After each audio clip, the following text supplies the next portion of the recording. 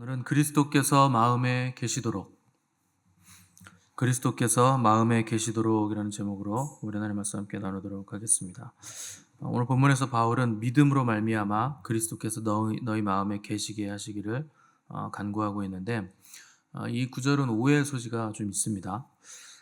왜냐하면 이 편지는 믿지 않는 자들에게 쓰는 편지가 아니고 믿는 자들, 교회 성도들에게 쓰는 편지고 또 그들을 향한 기도인데, 마치 마음속에 그리스도가 없는 사람들에게 믿음이 있기를 원하고 그리스도께서 자리 잡도록 간구하는 것처럼 보이기 때문에 좀 오해 소지가 있는 겁니다.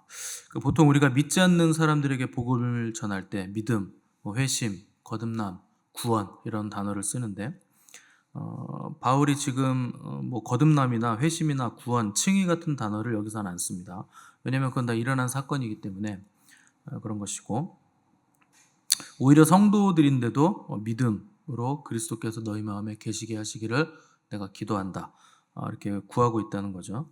생각보다 성경에 이런 말들이 꽤 많이 나옵니다. 고린도후서 13장 5절 보시면 너희는 믿음 안에 있는가 너희 자신을 시험하고 너희 자신을 확증하라. 예수 그리스도께서 너희 안에 계신 줄을 너희가 스스로 알지 못하느냐? 그렇지 않으면 너희는 버림받은 자니라. 이것도 성도들에게 하는 말이고, 로마 교회에 쓰는 로마서에서도 8장 9절에서 누구든지 그리스도의 영이 없으면 그리스도의 사람이 아니라, 또 이런 편지를 쓰고 있습니다. 그러니까 바울이 성도들에게 계속 이런 글을 쓰는 이유는 진정한 그리스도인이 되라는 도전을 주는 거예요. 그래서 진정한 그리스도인, 진짜 그리스도인이라는 말이 있다는 건 가짜 그리스도인이 있다는 뜻입니다. 그것도 교회 안에 그런 사람들이 있다는 거예요. 그러면 그리스도께서 마음에 계시지 않는 그리스도인이 존재하는가? 존재하기 때문에 이런 말 하는 겁니다. 가능하다는 거예요. 그래서 요한계시록에 보시면 소아시아 7교회에게 주시는 주님의 메시지가 나오는데, 특별히 라오디게아 교회를 향한 주님의 그 메시지를 보면 볼지어다 내가 문 밖에 서서 두드리노니 누구든지 내 음성을 듣고 문을 열면 내가 들어가 그로 더불어 먹고 그는 나로 더불어 먹으리라. 이 구절이 있습니다. 사실 이 구절만큼 굉장히 많은 오해를 불러일으키는 구절이 없을 정도입니다. 대개 우리가 이 구절을 쓸 때는 전도할 때 되게 씁니다. 여러분 전도할 때 많이 쓰시죠? 그래서 주님께서 문을 두드리시는데 문을 열면 구원받습니다. 이렇게 이 구절을 갖다 쓰시는데, 이거 불신자들한테 주신 말씀 아닙니다. 교회에게 주신 말씀이에요. 그래서 라오디게아 교회에게 문을 열어라. 그래야 내가 들어갈 수 있다. 이렇게 얘기하신 거예요. 그래서 이런 말씀들은 생명을 소유하긴 했는데 영적으로 가난하고 미성숙한 상태에 있는 자들에게 더 앞으로 나아갈 것을, 그리고 더 높은 차원의 믿음을 요구하시는 말씀으로 이해를 해야 됩니다. 그래서 오늘 본문에서 바울이 그리스도께서 너희 마음에 계시게 하시기를 내가 기도한다, 이렇게 했는데, 마음에 계신다 하는 것은 마음에 머무신다는 뜻이에요. 그래서 우리 그 말씀이 육신이 되어 우리 가운데 거하신다 했을 때 그 거하신다 헬라어가 장막을 친다라는 뜻이라고 했습니다. 그러니까 성막을 친다, 장막을 친다. 그러니까 그리스도께서 마음에 계신다는 건 그리스도께서 우리 마음에 성막을 치시고 그 안에 머무신다. 거기 거주지로 나를 삼으신다, 이런 뜻입니다. 그러니까 잠깐 스쳐가는 손님 정도가 아니고 완전히 내 안에 장막을 치셔서 내 마음의 주인이 되셔서 나를 다스리신다, 나를 통치하신다, 여기까지 나아가야 된다는 겁니다. 그래서 구원을 받았는데 예수님을 마음에 모시지 않고 구원자로만 인정하고 믿으시는 분들이 있어요. 왜냐하면 당연히 내가 구원받고 싶으니까, 천국 가고 싶으니까 그냥 구원자로는 인정을 합니다. 그런데 내 삶의 주인이요 왕으로는 모셔드리지 않는다는 거예요. 근데 거기까지 나아가야 된다는 겁니다. 바울은 그런 삶이 어떤 삶인가를 정확히 알고 있죠. 그래서 갈라디아서 2장 20절 보시면 그런즉 이전은 내가 사는 것이 아니요 오직 내 안에 그리스도께서 사신 것이라. 바울은 그러니까 그리스도께서 내 안에 거주하고 계신다는 게 뭔지, 그게 어떤 삶인지를 정확히 알고 있었다는 겁니다. 또 주님이 이 땅에 계실 때도 그 날에는 내가 너희 안에, 너희가 내 안에 있는 것을 너희가 알게 될 거다. 제자들이 이렇게 말씀하셨어요. 그 날이라고 하신 이유는 아직 성령님이 오시지 않았기 때문에, 오순절이 오지 않았기 때문에 그날이라고 하신 건데, 오순절 성령 강림 이후부터는 성령님이 우리 안에 들어와 계심으로 우리 안에 주님이 좌정하고 계신다 하는 거죠. 또 주님은 사람이 나를 사랑하면 내 말을 지키리니 내 아버지께서 저를 사랑하실 것이요 우리가 저에게 와서 거처를 저와 함께 하리라. 이렇게 말씀하셨습니다. 그러니까 대단한 구절을 말씀하신 거죠. 우리가 주님을 사랑하면 주님의 계명을 지킨다는 거예요. 주님의 계명은 다른 거 아닙니다. 서로 사랑하라. 내가 너희를 사랑한 것 같이 라는 조건이 붙죠. 옛 계명이나 새 계명이나 하나님 사랑, 이웃 사랑은 똑같습니다. 근데 주님의 사랑이 왜 새 계명이냐? 똑같은 계명인데 공부를 많이 하셨죠, 여러분 이거에 대해서. 주님이 우리를 사랑하신 것처럼 너희도 사랑해야 된다. 그래서 사랑의 기준이 생겼기 때문에 이게 새 계명이 된 겁니다. 그래서 그렇게 우리가 주님의 계명을 지키면 아버지께서 우리를 사랑해 주셔서 아버지와 주님이 우리를 거처 삼아서 함께 하시겠다. 이렇게 말씀하신 거예요. 그러니까 영원한 거주지로 삼겠다는 거죠. 어디를 거주지로 삼느냐? 우리의 마음을 거처로, 거주지로 삼아 주시겠다는 겁니다. 왜 마음이냐? 마음이 인격의 중심이라서 그래요. 그래서 지성과 감정과 의지를 다 포함하는 영혼의 거처가 마음이기 때문에 마음의 주님을 모신다는 것은 주님을 단순히 구세주로 믿는 것과는 완전히 다른 영적 차원으로 들어가는 겁니다. 사람들은 기독교 신앙의 목적이 예수 그리스도를 믿어서 구원받는 것이라고 생각하는데 마음의 주님을 모시는 것이 목적입니다. 거기까지 가야 됩니다. 그래서 먼저는 당연히 믿어야 됩니다. 믿지 않고서는 그리스도를 마음에 모실 방법이 없기 때문에 먼저는 믿어야 되죠. 근데 기독교 신앙의 정수는 주님을 믿는 것을 넘어서 주님이 나의 주인 되시는 거예요. 내 마음의 왕으로 좌정하시고 거기에 거주지로 삼으셔서 나를 통치하시는 거, 나를 이끌어 가시는 거죠. 그래서 거기까지 넘어가야 됩니다. 그래서 믿음으로 그리스도께서 너희 마음에 계시기를 원한다 해서 믿음은 시작이죠. 시작을 했으면 목적지는 어디냐? 그리스도가 우리 마음에 계시는 것. 그래서 어디에 계시느냐? 마음에 계시는 것. 그래서 마음이 중요하다는 겁니다. 사람이 몸으로 상대하는 건 보이는 세계입니다. 근데 마음은 보이지 않는 세계를 상대하는 거예요. 그래서 보이지 않는 세계와 교통할 수 있도록 하나님 우리에게 마음을 주신 거죠. 그래서 보이는 세계는 땅이고 보이지 않는 세계는 하늘이다. 이렇게 우리가 부르는 겁니다. 그래서 하늘은 주는 구조고 땅은 받는 구조이기 때문에 우리가 하늘이 열리지 않으면 하나님의 것을 받을 수가 없어요. 그러니까 우리가 마음으로 또 영으로 하늘을 상대하지 않으면 하늘의 것을 받지 못하고 땅의 것만을 추구하는 삶이 됩니다. 그러면 실체가 아닌 허상만 상대하는 거예요. 보이는 모든 땅의 것들은 보이지 않는 하늘로부터 온 것인데 하늘을 상대해야 우리가 실체를 상대하는 건데 하늘이 열리지 않으면 그 헛개비만 계속 상대하는 거죠. 그래서 공허해집니다. 땅의 것만 추구하고 하늘이 열리지 않는 사람은 그래서 공허한 거예요. 원래 인간은 공허한 존재입니다. 하늘이 열려야 그 공허가 채워지고 사라지는 거지 하늘이 열리지 않으면 그냥 인간의 공허 상태로 남아있는 거예요. 창세기 1장 2절 보시면 땅이 혼돈하고 공허하며 흑암이 깊음이 있다 그러잖아요. 땅이 뭡니까? 땅이 사람이에요. 사람은 땅의 흙으로 지어졌기 때문에 땅이 사람입니다. 근데 원래 땅은 혼돈하고 공허하며 흑암이고 깊음입니다. 거기에 하나님의 신이 수면에 운행하시고 하나님의 말씀에 씨앗이 떨어질 때 창조의 기적이 일어나서 뭐가 생기는 거지 하늘이 열리지 않으면 생길 게 없어요. 그래서 혼돈하고 공허하고 흑암이 깊은 상태로 계속 그냥 유지가 되는 거죠. 그래서 땅의 모든 것은 하나님의 말씀의 씨앗이 떨어졌을 때 하늘이 열렸을 때 그때부터 창조가 일어나는 겁니다. 그래서 하늘에서 내려온 것 없이는 땅에는 아무것도 있을 수가 없어요. 그래서 흙으로 지어진 땅으로 존재해진 지어진 인간은 하늘에서 내려온 것 없으면 아무것도 만들어지지 않는다 하는 것을 창세기부터 우리에게 얘기를 해주죠. 오늘날 사람들의 비극은 하늘이 열려지지 않은데 비극이 있는 거예요. 그러니까 보이는 것만 추구하고 그게 실체인 것처럼 사니까 하늘이 열리지 않고 하늘의 것을 받지 못하는 거죠. 그래서 하늘의 것 받으려고 하기보다 자기 땀과 노력으로 땅의 것을 얻고 그걸 교환하고 이동시켜서 뭔가를 만들려고 자기 충만을 이루려고 하는데 모든 비극의 시작이 있는 겁니다. 그래서 혼돈과 공허와 흑암과 기품이 있던 땅에 가장 먼저 하나님의 창조의 기적이 일어났을 때 뭐가 생겼느냐? 빛이 있으라 했어요. 빛이. 이 빛은 뭐 전기불이거나 태양빛이거나 자연의 빛이 아닙니다. 이거는 하나님의 말씀의 빛이고 계시의 빛이에요. 그래서 계시의 빛이 먼저 있어야 됩니다. 그래야 뭐가 생겨나기 시작하는 거죠.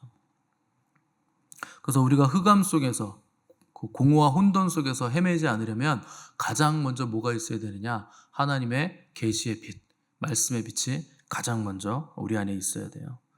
어둠이라는 건 결국 빛의 부재잖아요. 어둠은 존재가 아닙니다. 그냥 빛이 없기 때문에 어둠이 생겨난 것이죠. 그래서 땅이 혼돈하고 공허하고 흑암이 깊음 위에 있는 이유는 빛이 없었기 때문에 그런 거예요. 그래서 하나님의 말씀의 빛이 떨어졌을 때 먼저 빛이 생겨난 거죠. 그래서 흑암이 사라지게 된 거죠. 야곱은 베델에서 자다가 꿈을 꿨는데 하늘과 땅을 연결한 사닥다리 위로 하나님의 사자들, 천사들이 오르락내리락 하는 것을 보게 됩니다. 근데 주님은 나다나엘에게 뭐라고 말씀하셨느냐? 내가 너를 무화과 나무 아래 있다고 해서 놀랬느냐? 네가 더 놀라운 일도 보게 될 건데 하늘이 열리고 하나님의 사자들이 인자 위에 오르락내리락 하는 걸 보게 되리라. 야곱이 베델에서 꾼 꿈의 그 사닥다리가 예수님이시라는 거예요. 그 인자 위에 천사들이 오르락내리락 한다. 하늘과 땅을 연결하시는 유일한 중보자가 예수 그리스도시다. 나밖에 없다. 하는 것이죠. 그래서 주님이 하늘과 땅을 연결하는 유일한 사달이 되시기 때문에 주님을 우리 마음에 모셔드리지 않으면 우리가 하늘과 연결될 방법이 없어요. 주님이 유일한 사달이세요. 그래서 우리가 반드시 주님을 모셔드려서 하늘과 연결이 되어야 된다는 거죠. 그래서 우리가 마음에 예수 그리스도께서 계시게 하시려면 마음에 차고 채워져 있는 다른 것들을 버려야 됩니다. 이게 먼저예요. 그래서 아담은 하와가 만들어지기 전에는 마음속에 온통 하나님밖에 없었습니다. 근데 하와를 만들어 주고 나니까 아담이 뭐라고 고백하냐면 이는 내 뼈 중에 뼈요 살 중에 살이로다. 그러니까 하와를 봤을 때 넌 나야 이렇게 고백한 겁니다. 내 안에 너 있다. 뭐 이런 거죠. 나랑 너는 같다. 너는 내 뼈고 내 살이다. 일신동체다. 그러니까 하와를 자기의 살과 뼈로 받아들였다. 마음에 전폭적으로 받아들였다는 거예요. 그러니까 어떤 결과가 생깁니까? 하나님 말씀 안 듣고 하와의 말을 듣죠. 그러니까 하와가 한 입 먹어봐. 했을 때 그냥 벌리는 거예요. 그래서 그걸 먹는 거죠. 그러니까 마음에 내가 사랑하는 존재가 하나님보다 하와를 더 사랑하게 됐다는 거죠. 그러니까 하나님 말씀보다 여자의 말을 듣고 선악과를 먹게 되죠. 그래서 주님은 너희들은 너희의 뼈와 살을 사랑할 게 아니고 내 살을 먹고 내 피를 마셔야 된다. 그거 주시기 위해서 오신 겁니다. 하늘에서 땅으로. 그래서 누구를 받아들이느냐, 누구를 나의 뼈와 살로 받아들이느냐, 내가 누구를 먹느냐 하는 게 중요한 문제죠. 그래서 믿음의 조상 아브라함도 하나님 받아들이기 위해서 가장 먼저 했던 것은 자기의 것을 버리는 걸 먼저 하는 겁니다. 너는 너의 고향과 친척 본토 아비집을 떠나서 내가 너에게 지시할 땅으로 가라. 본토 친척 아비집 고향 다 버리는 거예요. 그러니까 하나님 받아들이기 위해서. 나중에 하갈과 이스마엘도 버립니다. 마지막에는 자기 뼈 중에 뼈요 살 중에 살인 이삭까지도 하나님께 드리죠. 왜 그러냐? 하나님을 나의 뼈와 살로 받아들이기 위해서 내가 가장 귀하게 여기는 뼈와 살 그것도 하나님께 드리고 나는 버릴 수 있었다는 거예요. 그래서 하나님께서 인간에게 복을 주시기 위해서 하늘과 땅을 연결해 주시기 위해서 세운 사람들이 그 말씀 관계 안에 있는 사람들입니다. 가정에서는 부모, 또 아내에게는 남편, 또 교회에서는 목사와 성도, 또 부모와 자녀, 상점과 종 이런 관계들이 전부 다 말씀 관계로 세워주신 거예요. 말씀 관계 안에서 말씀을 받지 않으면 권세자에게 복을 받지 않으면 복을 받을 길이 없어요. 하나님이 세워주신 구조이기 때문에 구조를 통해서 여러분들이 말씀을 받아야 되고 복을 누려야 됩니다. 그래서 세례 요한이 주님을 봤을 때 그는 흥하여야 되겠고 나는 쇠하여야 되리라 이렇게 고백을 하죠. 무슨 말이냐? 나에게는 생명이 없다는 뜻이에요. 저분에게 가야 너희들이 생명을 얻을 수 있다. 그래서 자기의 제자들을 얼마든지 주님에게로 흔쾌히 보냅니다. 너희들 저분에게로 가라. 그냥 보내버려요. 어떻게 보면 내가 사랑하는 제자들 뺏기는 기분이 들 거 아닙니까? 근데 세례 요한은 철저하게 자기에게 생명이 없다는 걸 알아요. 그래서 말씀 관계 안으로 가야 된다. 그쪽으로 가라. 이렇게 보내는 거죠.